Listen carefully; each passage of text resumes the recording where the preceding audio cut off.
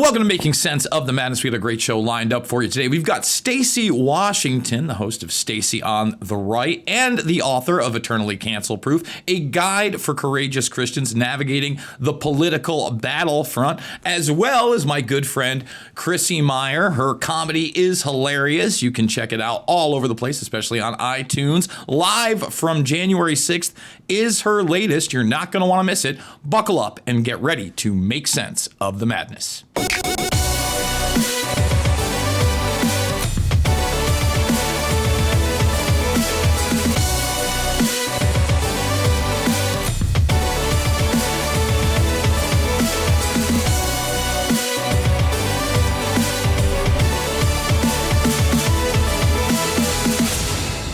And we are back.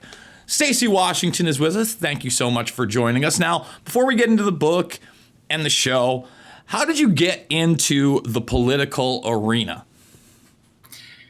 Oh, the shortened version is I was volunteering on a committee for strategic planning, and I was working with board members in my children's school district, and the board members thought I would be great when they had an opening on the board the next fall. And so a board member reached out and said, hey, do you want to, be on the school board? And I served for 11 months as an appointee and then lost my school board race by 453 votes. And so a friend was like, why are you upset about this? You have a real life. You don't need to be on school board, and invited me to speak at Tea Party Under the Arch about the genocide of abortion. I did that and caught the attention of a radio host and started doing weekly hits with him in studio and got the radio bug. Really hard. And so I started filling in for them and eventually had a weekend show. And then I had a daytime show on Christian radio, and now I'm on Sirius XM. So it was kind of a fluke. I really was just volunteering and helping with student achievement on a volunteer committee. That's how I got into strategic planning. So it was an adventure. It still is. So you just mentioned that you ran for your school board. Obviously, there's been a lot of attention given to the Department of Education, school boards, people speaking out at PTA meetings over the last 4 or 5 years. We haven't really seen this administration cut into the Department of Education just yet.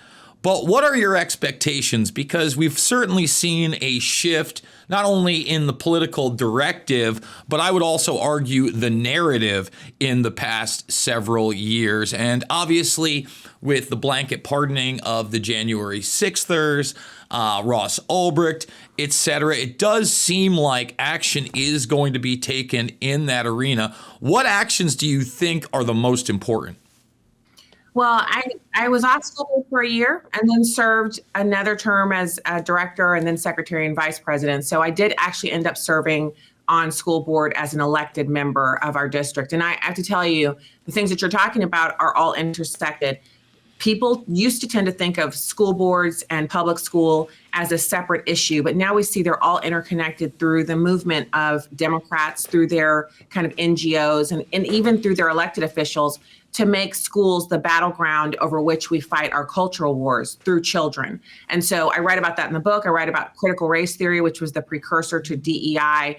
I talk about what we need to do. President Trump is in the process of setting up the actual dismantling of the Federal Department of Education, which would remove those standards and those strings that go along with it and place Americans back in the driver's seat over their children's education. You would then only have your state school board and your local school board to deal with instead of a federal bureaucracy that's 1,000 miles away from you. So I'm actually thinking he's going to do a great job at this because you mentioned him pardoning the J6ers. These are promises he made in the campaign trail, and I think he's going to do the same thing with education. Well, there certainly have been a lot of promises kept. I've had my issues with certain policies in the past. Even some of the policies now, Larry Ellison, Stargate, Sam Altman, concern me.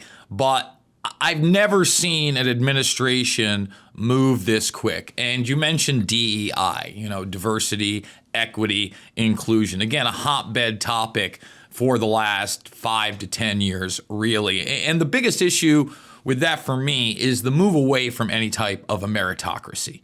And, my nieces, I've been, helping take care of them since they were 6 and 8. They're teenage girls now, 14 and 15. And my niece really has no idea what's going on. You know, she came to me the other day. She was talking about a report on how Trump is firing all the FBI agents. And I had to stop her and I go, he's not firing all the FBI agents. He's getting rid of a lot of corruption. And I looked at her and I go, just so you understand, the FBI has been a corrupt organization for decade upon decade, and more than likely was involved in the murder of Martin Luther King Jr., RFK, and JFK, but we'll find that out. And her eyes like opened wide. She couldn't believe I even said that. She goes, well, I guess I didn't know that.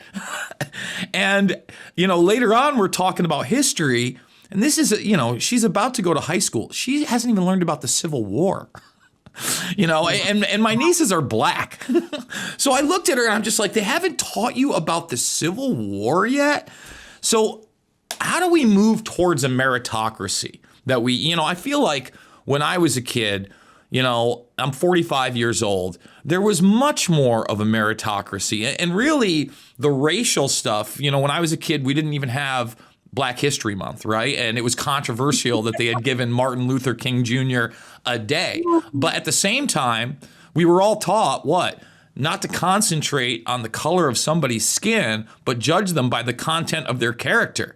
And I think that that's something that's held true for humanity in general throughout my lifetime and should be promoted. So what are your thoughts?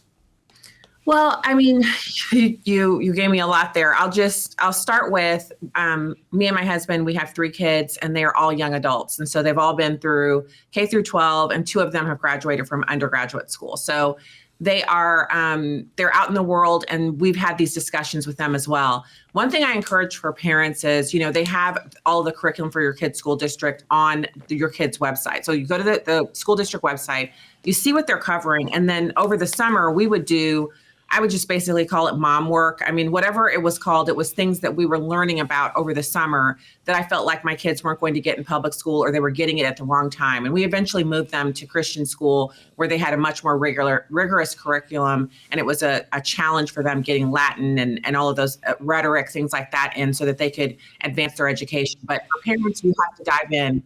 People like yourself, you're the uncle, you dive in and give that supplementary education. She learns so much more from you about the Civil War than she will in her class where they devote a tiny unit, a tiny section of a chapter to it, and it'll probably have some woke DEI in it. So the key here is, and you mentioned this, meritocracy.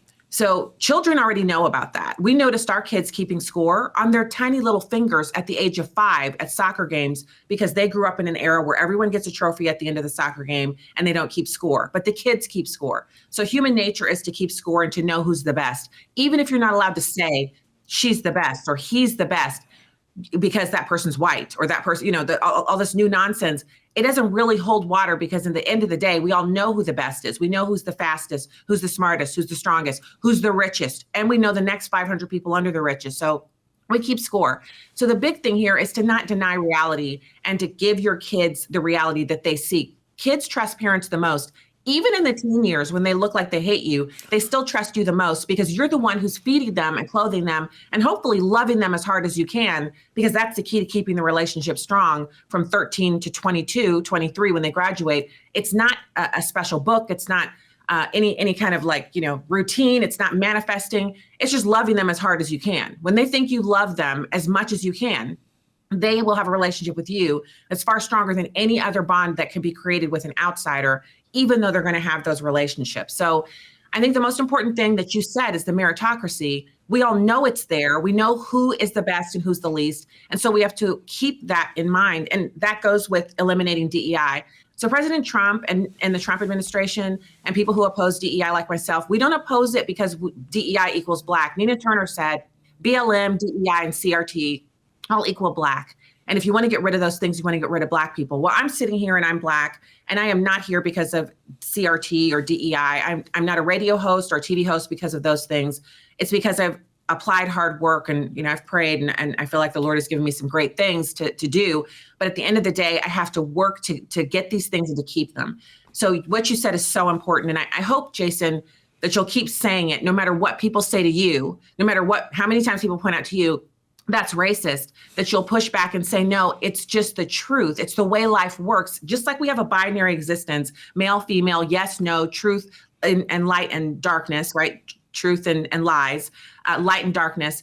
We have a binary world, and we have a binary reality when it comes to what you just discussed, which is that there's a meritocracy, and then there's giving people things based on how they look, which leads to a lowering of standards, a lowering of performance and output, and it leads to danger, as we're seeing in our aviation industry. And I'm the first one here. I have a daughter in medical school. So this isn't about me not thinking Black people can do it. I know Black people can do anything that anyone else can do if they apply themselves and have hard work and effort. The opportunities are always there. If it's not there at this location, it's there at another location. So you don't need DEI or affirmative action to get there. So I think this is an important conversation that we have to continue to delve into to push back on the lies that are being told. We got to take a quick break. The book is Eternally Cancel Proof, a guide for courageous Christians navigating the political battlefront. We will be back in a moment with more Making Sense of the Madness.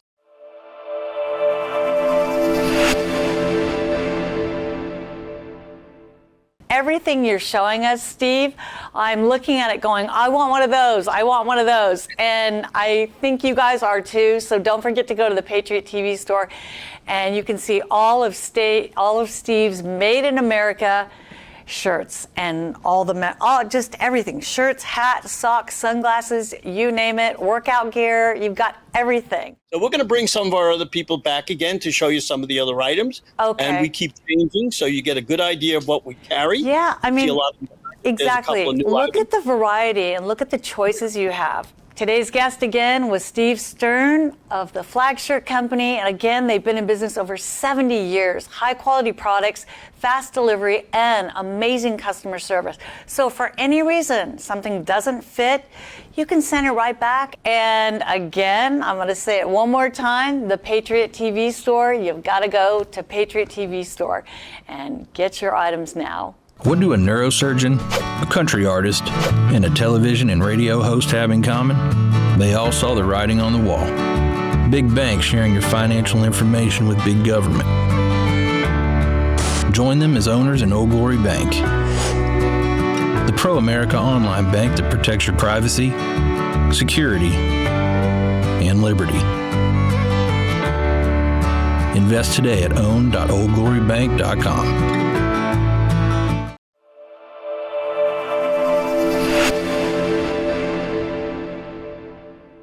And we are back with Stacy Washington. Now, Stacy, you mentioned sports.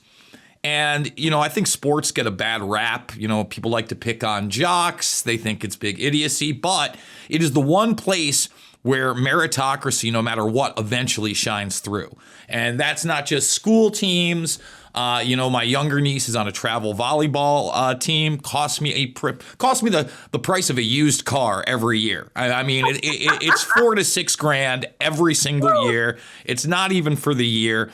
It's like about 6 months. And then there's another program that I spend another, grand on. That's like the miniature program. But it really is high level kids. And, I've been coaching both my nieces since they were 6 and 8. I've coached their little volleyball team, again, before they were keeping score, soccer teams, etc. But like you said, the kids do keep score. And one of the things that I really push people into when I talk about sports is when you're in school, you kind of get a friend clique, right? Yeah, those are the people that you revolve around. Yeah, there's the bullies and this and that, but you choose those people. You don't choose your teammates. Okay. And the fact of the matter is you might hate the person that you're playing with. You need to rely on them if you want to win the game. And that is so true in life, where you are going to have to navigate these situations where you may not get along with this personality type, or you may have beef with that perspective. But at the end of the day, you've got to work it out and work together. So what do you think the importance, I think that that's a big driver for these kids. If you can instill that and show them, not only is there a meritocracy, but there are also politics that come around in sports. And I think that. My niece will complain to me, I'm so much better than this girl. I'm like, yeah, but that girl's parents know the coach. I go, that's kind of how life works. And you're going to see that you might get overturned for a promotion in light of somebody that doesn't have as much talent as you because they have the right connections. And these are tough life lessons that maybe aren't on the surface, but I feel are very important to instill in kids. And I think, hopefully, this administration is moving towards a meritocracy, but you're never going to get, away from all of the cronyism that's out there. No, it'll never be perfect. And I have to say, the example you gave is such a good one because you can be the best talker, but a lot of what you see on, if you see someone on television, it's as much about their networking and their other attendant realities as it is about their raw talent at whatever the job is. And so I was on active duty in the military, and I have to tell you, the thing that they drummed into us in basic training was that this is an actual environment where it's a team. And it's similar to sports. You have to pull your weight and you have to be there 100%. Because you're trying to make sure that you can do your job. In time of war, we don't leave anyone behind. So you're literally possibly going to be carrying that person off the battlefield if they're injured, and you need to be able to do that whether or not you like that person. So it's not about liking them, it's about being on the same team. It's very similar in sports. All sports team members don't like each other. They don't all spend time with each other outside of the team.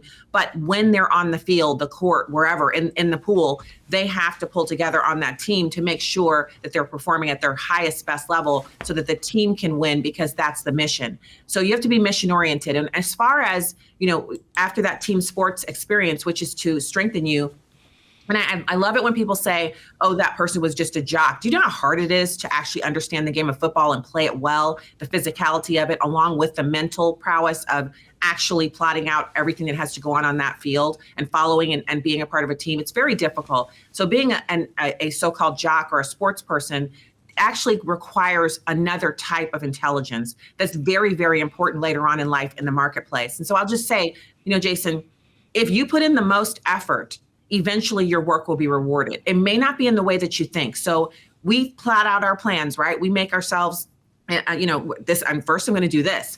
Now that I'm on the radio, next I'm going to do that.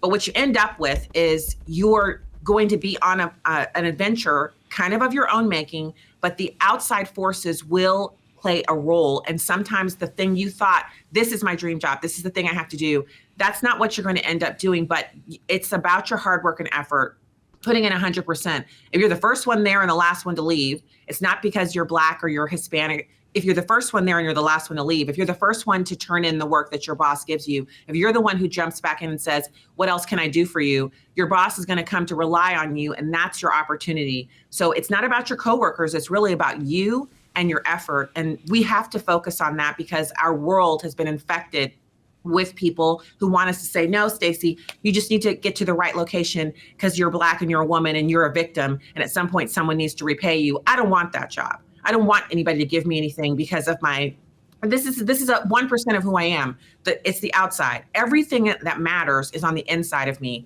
And I want people to give me my opportunities based on that. And then I need to put in the effort to shine once I've been given the opportunity. So we got to focus on that with our kids. And they understand it because they see how the world works. It's so funny how much clearer they see it than we do. My older niece, she's moved a little bit away from sports, but has 2 jobs already at 15 years old. And I live in Iowa. It's scary as hell.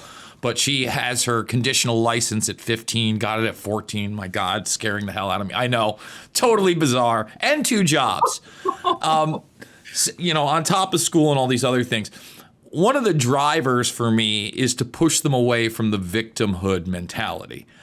Because unfortunately, I come from a long line of welfare queens. I'll just be honest about it. That's how I grew up, is that, food stamps, welfare, I'm a victim. I was a teenage mother. My mother still does it. It drives me absolutely insane.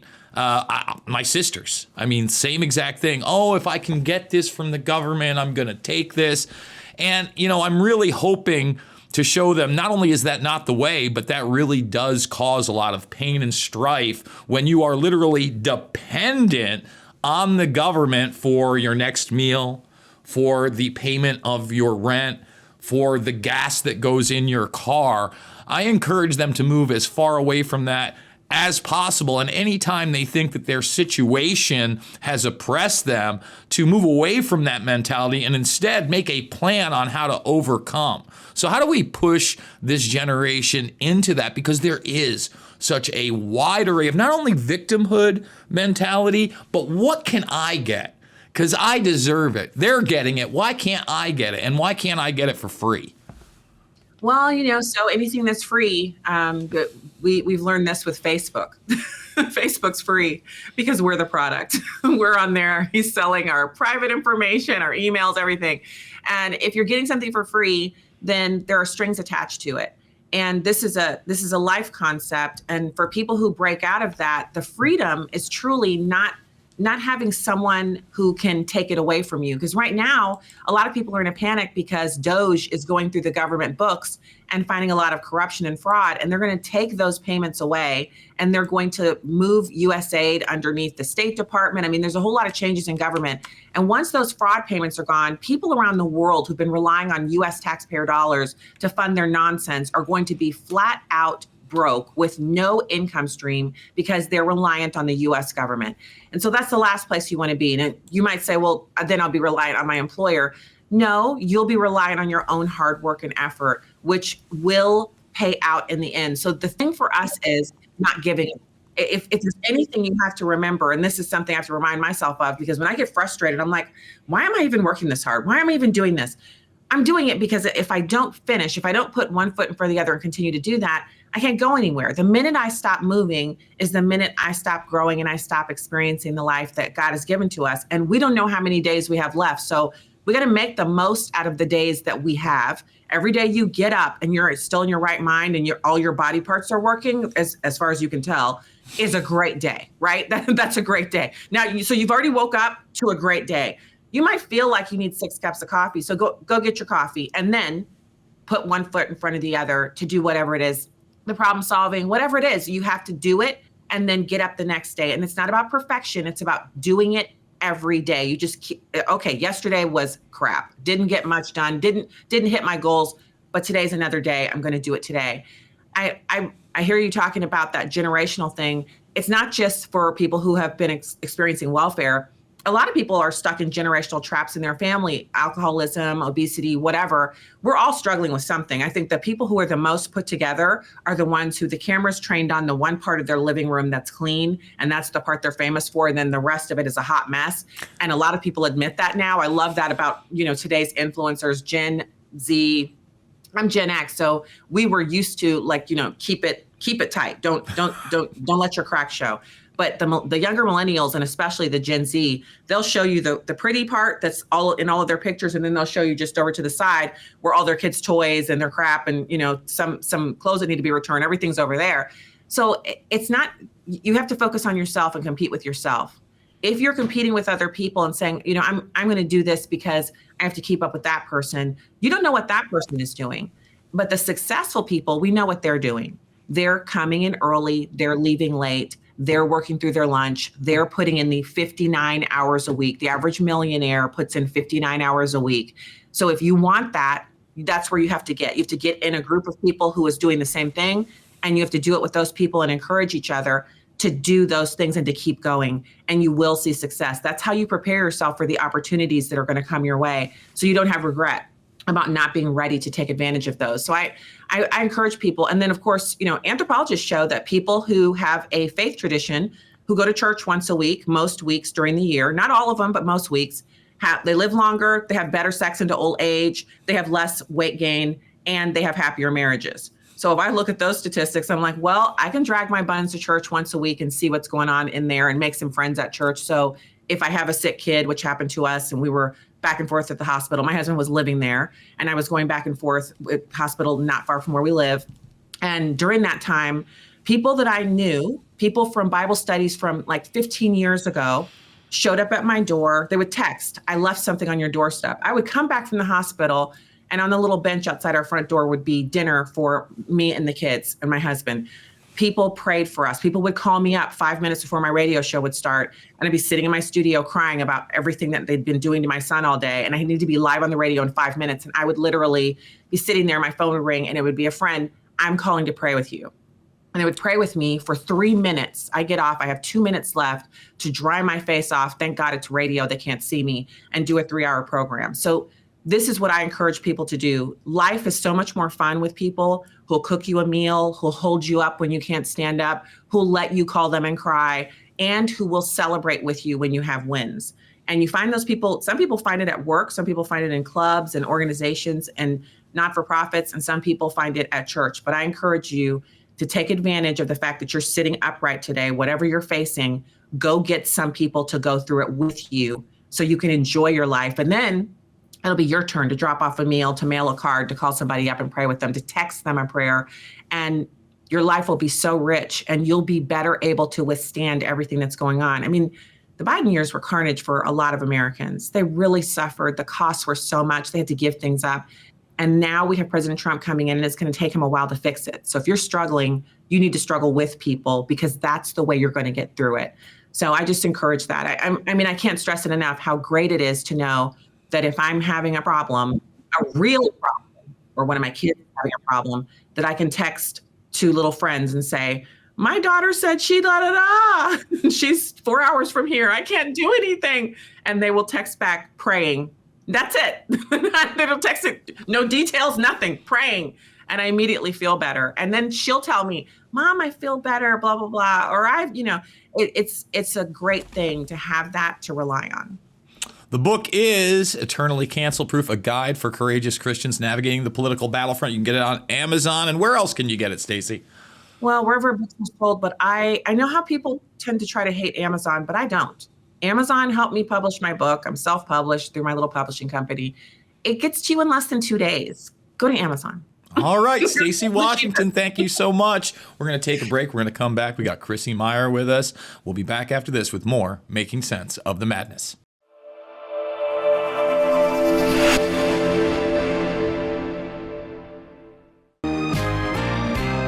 I couldn't give anything a higher endorsement. I would be remiss had I not include Cardio Miracle on my very short list of secrets. It's the real deal. It's a real product. It's not another supplement. I'm operating about 6 to 8 hours, and I've noticed that being on this Cardio Miracle has made a huge difference. Since I started taking Cardio Miracle about 8 months into it, the benefits have been fantastic. You know, if I get hungry, then I just have a Cardio Miracle. Not only is it safe, but it's necessary to take Cardio Miracle to stay well. This let me sleep, feeling with more energy, more get up and go, and it's all because of what this company does. For me as a doctor, Cardio Miracle is a staple. Cardio Miracle to me is hope in a glass. To try Cardio Miracle for yourself and get a special fan discount, go to the host page right now and click the link for Cardio Miracle.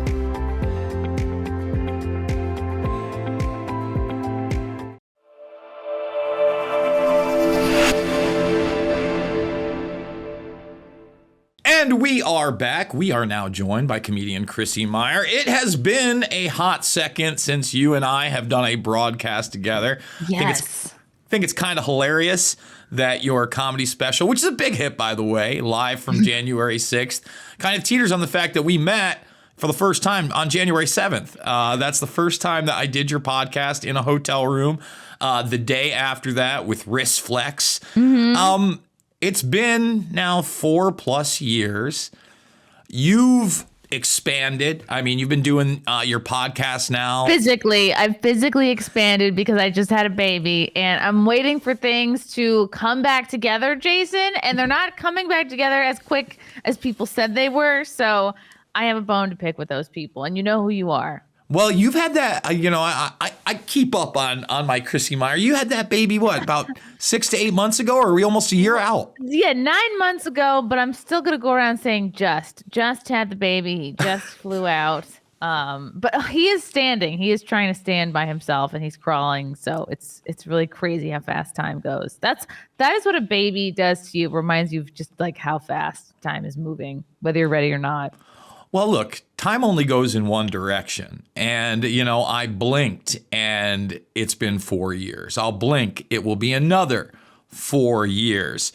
However, there was certainly, I would say, no shortage of cannon fodder for jokes over the last 4 years with a dementia patient installed into the executive office, a cackle monster as his vice president, and really just some of the most insane policies and media narratives that were pushed. Obviously, the COVID 1984 nightmare had a big thing to do with that.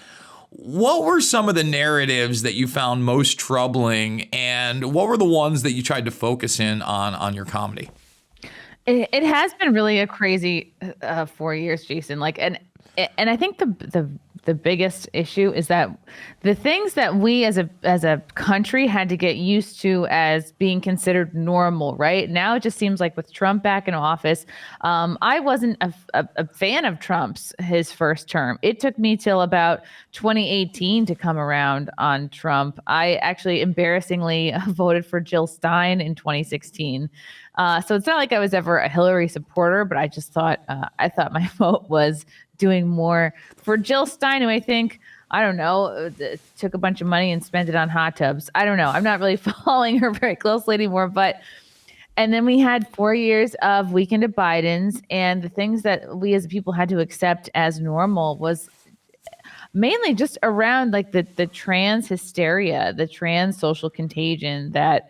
And I say like everything, we had a really hard 4 years for a reason. I think everything happens for a reason. I think it had to get so bad under the Biden administration for this country to collectively wake up. I know many of us had woken up during the pandemic or even before, Trump's first administration. And I think it took the pandemic for parents to see what their kids were learning in school for them to be truly like activated into making change there, to be like, wait, what are our kids reading? What are our teachers pushing?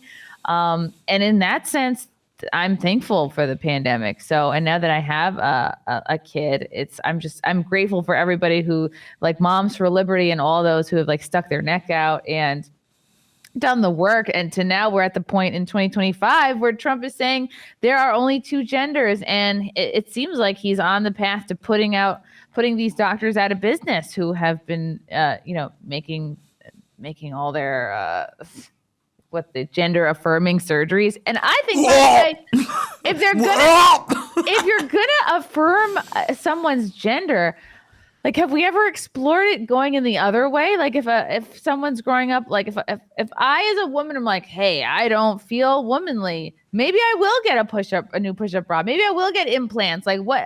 Not that I'm saying we should do this to kids, but like when people become adults and they're not, if you're like, I'm a dude and I'm not feeling very dude-like and you're over 18, why don't you get mail? Like, I don't know, get a new chin if you want. Or, I don't know, go to the hold gym, on, Chrissy. work on your pecs. Yeah, exactly. Maybe you should just try the hard route and start getting physically fit. I mean, the actual challenge, not instant gratification. And by the way, of course not. None of that stuff is going to be instant gratification because surgery is painful. I know that's not in the mix, but people don't really discuss that. And I can't imagine how painful it would be, I don't know, to mutilate my genitals.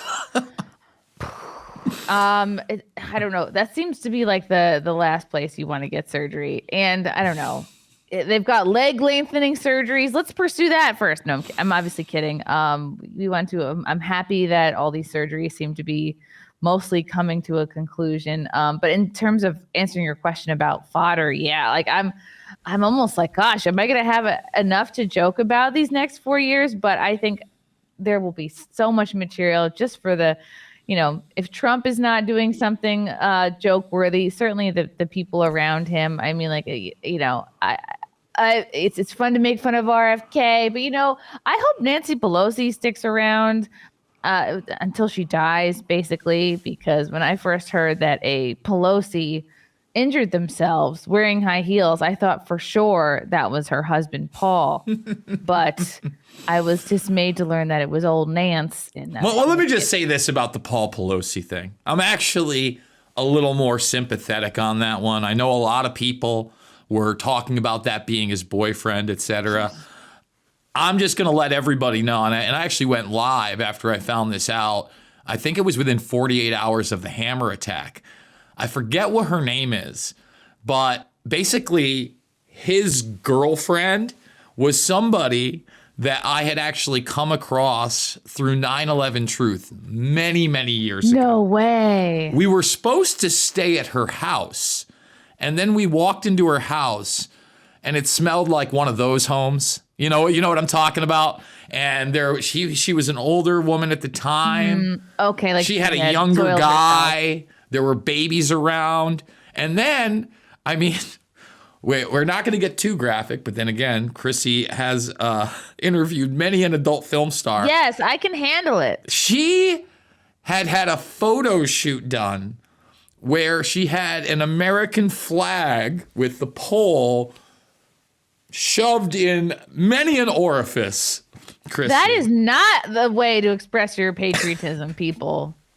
So there are other ways. All I'm saying is this guy seemed extremely mentally ill. I do not think that. And then if you listen not just to the snippets, but the actual full phone call that he made to the police, it's pretty evident that he's scared beyond belief, doesn't know what's happening. And this guy is not somebody that he knew. So, hey, guys, that's when the conservative media has to take an L. All right. You got to say, you got to just say, hey, I got that one wrong. It's not that hard. We're human beings. We all get things wrong. I never thought that they would install a dementia patient. They did it. I thought Trump was going to jail. Apparently, they just tried to kill him twice. And when they failed, they decided no prison. I mean, we never got that sentencing in the 34 felony New York case. Wow, you're right. It could have been so bad. It could have been so opposite. This is why I'm like, God, if you don't believe God exists after the last couple of years, then you haven't been paying close enough attention. It's shot at twice. It could have been put in jail for many different reasons, and just to pull through all of that and still be surviving and thriving on 4 hours of sleep and McDonald's and crushing it. And he looks great still, and he's 70. So I'm really hoping like they've got him on like the TRT pellets. Do you think so? Well, you know what? I'll tell you what. Doing this show now for the past couple of years, I don't book any of the guests. I was actually very pleased to see that we were going to be reconnecting. I get all sorts of mainliners. I've interviewed Rudy Giuliani on this program now. Kash Patel, he actually walked off my show. What? How did you walk Kash? So I spoke a lot on the Reawaken America tour over the last 2.5 years too. Like I think I did 9 of them. He was there a lot. We crossed paths, but we never talked about anything. When he came on the show, I brought up the signature reduction program, which still has not been addressed. And for those that don't know, but if you watch this show, you probably do.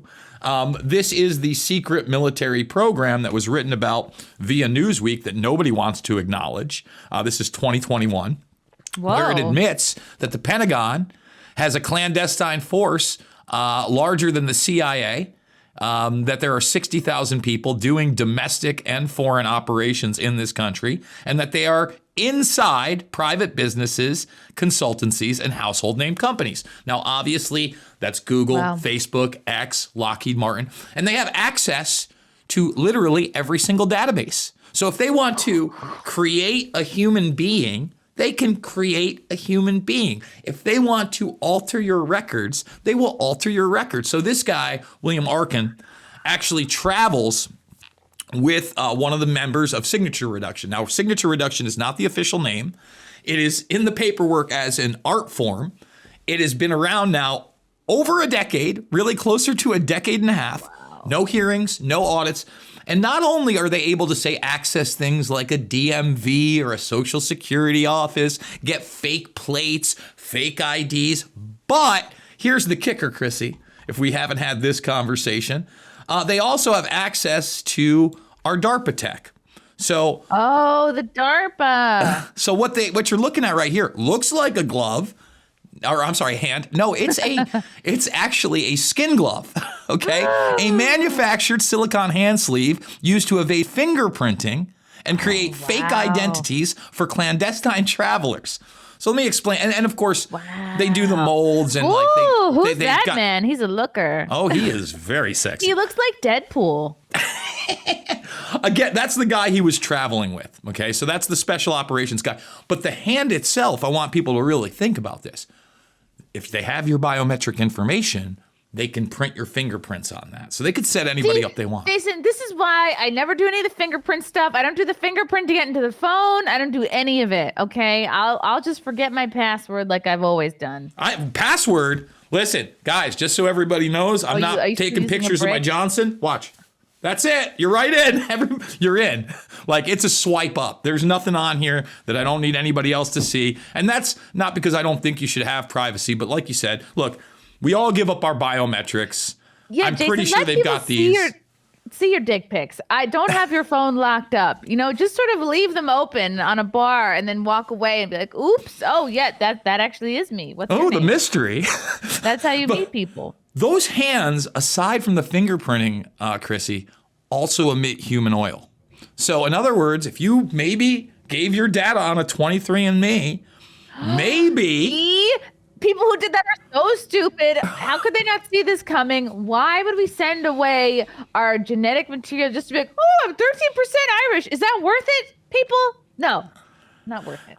My sister and my brother both did it. I never did it. Why? But again, these are the things that are happening right now.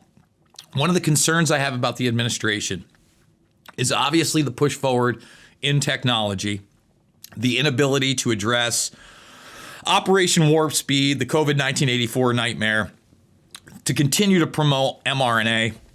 I do think Bobby Kennedy Jr. is a step in the right direction. I'm psyched about the declassifications. I want those to go even further. We're going to take a quick break. We're going to come back, and I want to talk about that because, narratives, I feel, are really going to change significantly if we do get this documentation. And I want it to go so much farther than the assassinations of the 60s. And I think that is extremely important. You can go check her out at ChrissyMayr.com. Forget about the E at the end. It is Mayr. We are going to take a quick break. We're going to come back. Final segment of Making Sense of the Madness after this.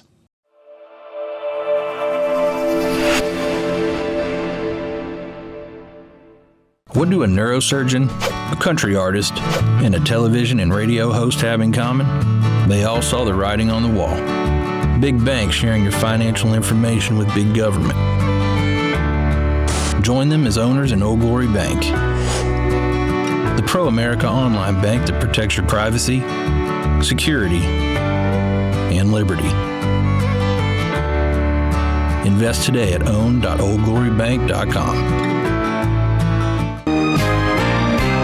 I couldn't give anything a higher endorsement. I would be remiss had I not include Cardio Miracle on my very short list of secrets. It's the real deal. It's a real product. It's not another supplement. I'm operating about 6 to 8 hours, and I've noticed that being on this Cardio Miracle has made a huge difference. Since I started taking Cardio Miracle about 8 months into it, the benefits have been fantastic. If I get hungry, then I just have a Cardio Miracle. Not only is it safe, but it's necessary to take Cardio Miracle to stay well. This let me sleep. It's filling up more energy, more get up and go. And it's all because of what this company does. For me as a doctor, Cardio Miracle is a staple. Cardio Miracle to me is hope in a glass.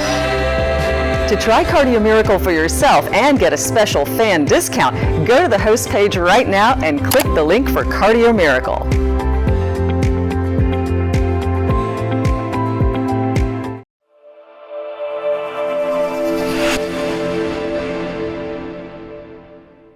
And we are back. Very funny lady joining us, and a mom. By the way, how's all the family life going? Like, you mentioned the baby and the weight, and you cracked a couple jokes about that. But before we get into declassifications and the narrative, what's family life like for Chrissy Mayr these days? Oh my God. It's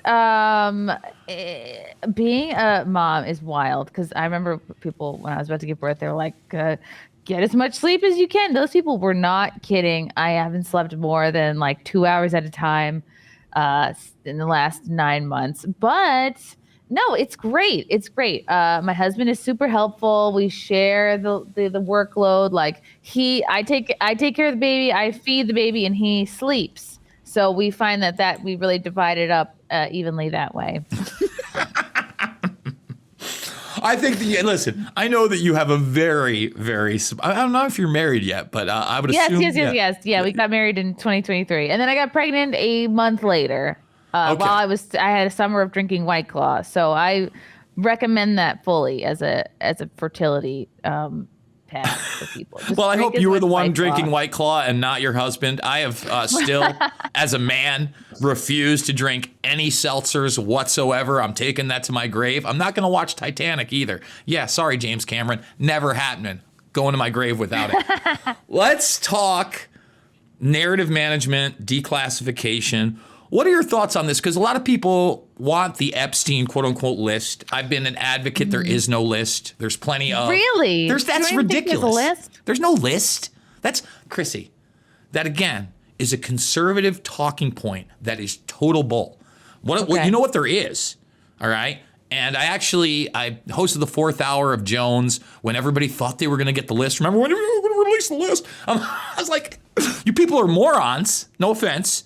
But they hadn't read any of the documentation that was already out there. There wasn't anything really new released.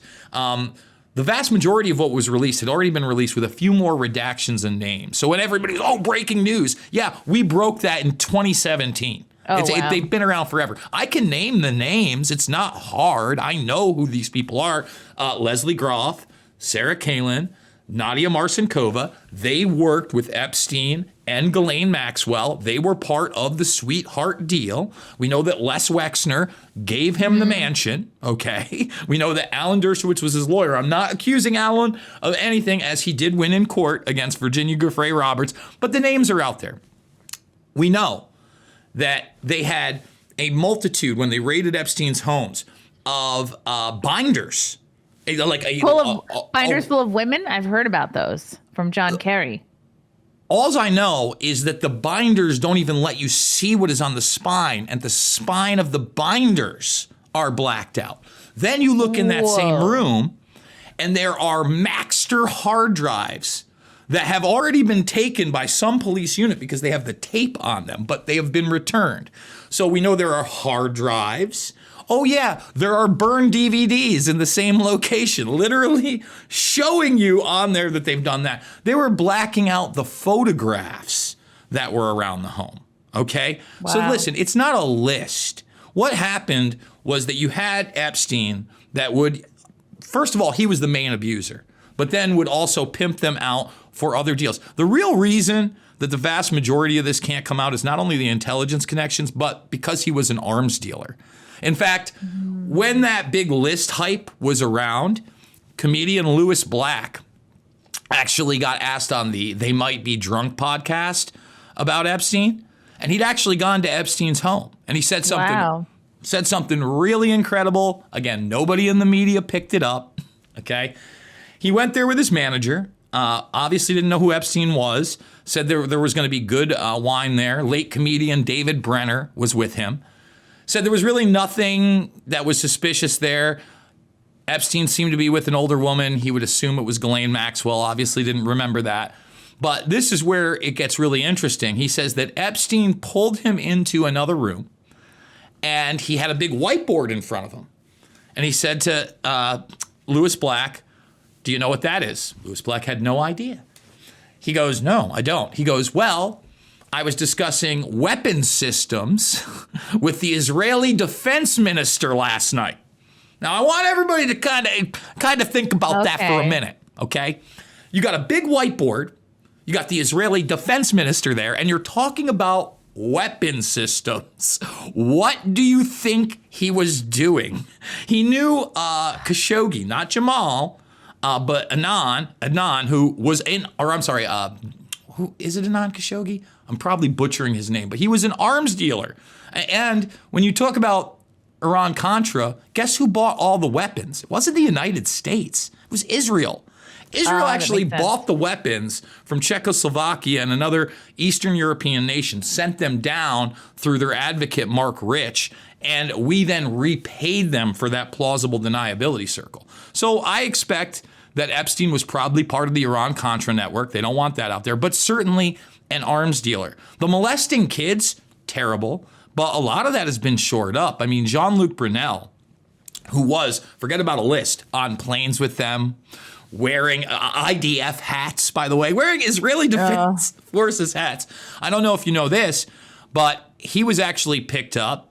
He was in a prison in Spain, and he killed himself a couple years ago. Yeah, I heard about that. Yeah. So I'm not expecting there is no list. So are you going to give us videos? Are we going to start prosecuting people? Are you going to tell us the network, et cetera? I don't see that happening. 9/11, I'm maybe a little bit more hopeful for. And I think that narrative does need to be shattered. If Chrissy Mayr got to decide, what would you like to see declassified and why? Oh my gosh. It is tricky because no matter what, I mean, a full declassification of 9/11 would be groundbreaking. It'd be very exciting for people like you and I.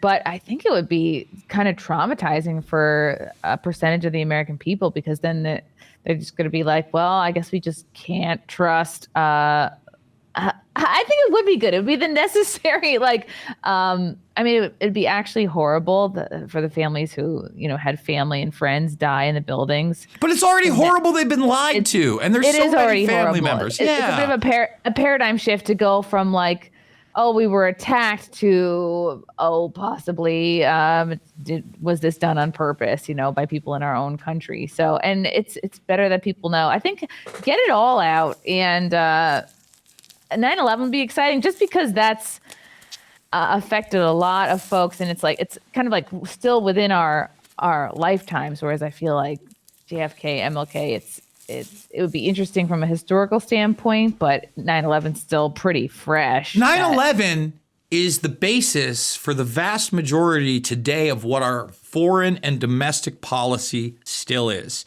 Homeland Security, the Patriot Act, the NDAA, the Military Commissions Act. Let me keep going. Things like TSA, signature reduction. getting pat downs. Yeah, exactly. So look, when I talked to Giuliani about this, he had come on the show because he had written a book about the Biden crime family. And we got maybe 2 minutes into the interview, and I said, Rudy, we got to stop here. I go, no one's going to jail. Let's stop pretending. That's imagination land, that Joe Biden's going to jail or his brother's going to jail. And of course, we end up with these preemptive pardons. So we kind of go back and forth on that a little bit, but he respects my opinion. He kind of ends up agreeing with me because I'm like, he brings up the Hunter Biden laptop. I go, yeah, you're making my point. Bill Barr had that laptop for 10 months and nothing was done. We've had the Wiener laptop now for almost a decade and nothing has been done. No one's going to jail. But then I brought up 9/11. I brought up Biden in particular, meeting with one of the money men, and he conceded that we should declassify everything about 9/11, even brought Building 7 up at the end and asked him about his right-hand man, City Corporation Counsel Michael Hess, who got blown up in Building 7. 2 individuals got blown up in Building 7 on the 8th floor, were rescued by the fire department. And it was funny because he kind of towed the line in the beginning. He goes, well, there was no loss of life, and then he corrects himself, or very little loss of life. Now, they always said there was no loss of life. Barry Jennings said he stepped over dead bodies.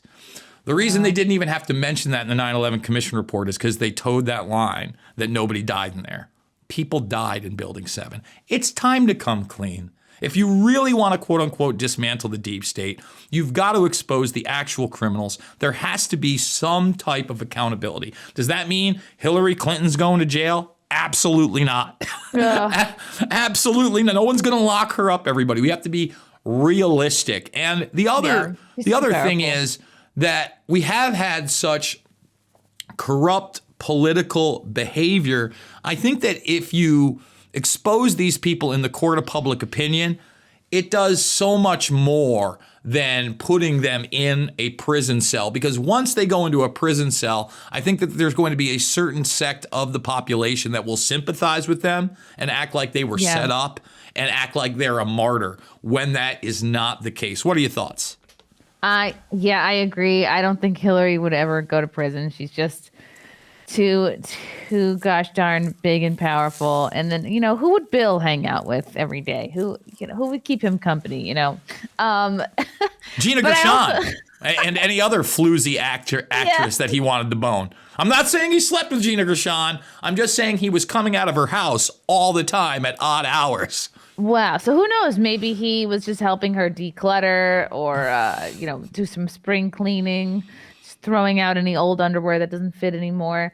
And I think another declassification would be that would be interesting would be like the moon landing. Like really take us through how they recreated. Chrissy, number one, we're not getting that. And that's a whole, it's funny because I had Greg Autry from NASA on the program. And I was talking about not only the weaponization of space. I mean, look, Elon Musk is the number one defense contractor. He's building the spy satellite network. That's what, we're not going to the moon or Mars. That's imagination land. We've weaponized space. NASA only does 20% of space research. In fact, did you know that NASA... What? 20%? What's the other 80% going to making T-shirts? Well, let me tell you. T-shirts. So, are you aware that I've often talked about In-Q-Tel, which is the CIA investment arm, investing in Google in the beginning. But do you know how they really started? Space stuff? Oh, well, NASA and DARPA teamed up with the National Library Directive and funded them. And the initial search engine came out of NASA and DARPA funding. NASA has partnered with Google from the beginning on quantum computing and artificial intelligence. They have the NFLDS lab, which is all quantum computing and artificial intelligence. Just in that arena alone. We talked about hydrogels a lot during the pandemic. Guess what, Chrissy? Hydrogels are worked on in the ISS. So all of these things, including 3D printing of organs, a ton of other stuff. Wow.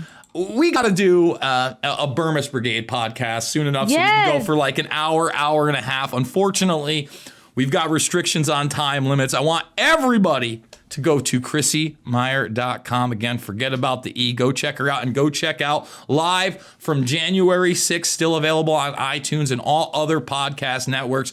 She's a hilarious lady. Chrissy, thank you so much, and thank you guys for watching this show 5 days a week here on Patriot.tv, where the truth lives. Remember, to me, it is not about left or right. It is always about right and wrong. I absolutely love you guys, and we'll see you on the flip.